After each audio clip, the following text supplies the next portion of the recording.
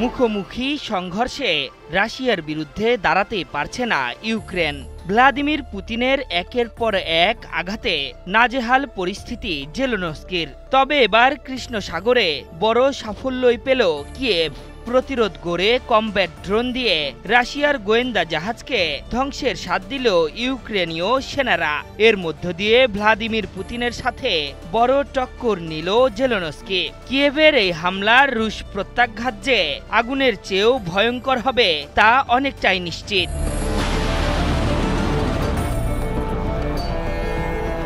ইউক্রেনের সামরিক গোয়েন্দার বরাতে বার্তা সংস্থা রয়টার্স জানিয়েছে, বৃহস্পতিবার কৃষ্ণ সাগরে নভরোসিস্কের কাছে রুশ গোয়েন্দা জাহাজে ড্রোন হামলা চালিয়েছে কিয়েভ।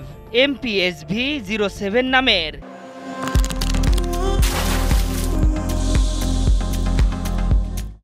ইলেকট্রনিক গোয়েন্দা জাহাজটি গোয়েন্দা টহল কার্যক্রম পরিচালনা করছিল তা বুঝতে পেরেই প্রতিরোধ গড়ে তুলল ইউক্রেন।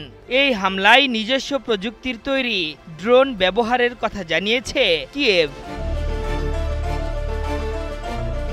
এক টেলিগ্রাম বার্তায় ইউক্রেন দাবি করেছে, নিজস্বভাবে তৈরি একটি কমব্যাট ড্রোন দিয়ে রুশ জাহাজে হামলা চালানো হয়। এই হামলায় জাহাজটির ইলেকট্রনিক যুদ্ধ ব্যবস্থা ক্ষতিগ্রস্ত হয়েছে।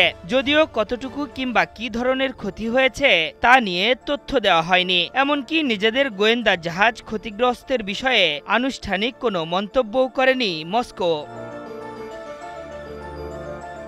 রুশ জাহাজে ইউক্রেনের ড্রোন হামলা এমন এক সময় হলো যখন মস্কোকে চাপে রাখতে রীতিমতো উঠে পড়ে লেগেছে ইউরোপিয়ান ইউনিয়ন। রাশিয়ার প্রতিবেশী দেশগুলোতে ঘুরে ঘুরে পুতিনের বিরুদ্ধে প্রতিরোধ গড়ে তুলতে সমর্থন চাইছেন উর্সুলা ভন ডার লিয়েন। মূলত ইউক্রেনের হাতকে শক্তিশালী করতে ২৬ দেশের সেনাকে কিয়েভে পাঠানোর প্রস্তুতি নিচ্ছে পশ্চিমা জোট। তবে জোর দিয়ে পুতিন বলেছেন, এমনটি হলে সব বিদেশি সেনা মস্কোর বৈধ লক্ষ্য হবে বলে ঘোষণা দিয়েছেন রুশ প্রেসিডেন্ট। এদিকে রুশ ড্রোন আকাশসীমা অতিক্রম করতেই তা ভূপাতিত করেছে পোল্যান্ড। F-16 যুদ্ধবিমান থেকে গুলি করে মানববিহীন ওই ড্রোনটি নামানোর দাবি করেছে দেশটির সরকার। ২০২২ সালের পর ন্যাটো জোটভুক্ত কোনো দেশ এই প্রথম কোনো ড্রোন ভূপাতিত করল।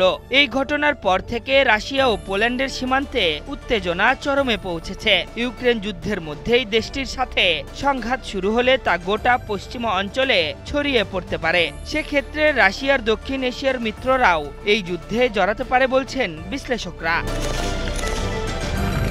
আশরাফুল ইসলাম, একাত্তর।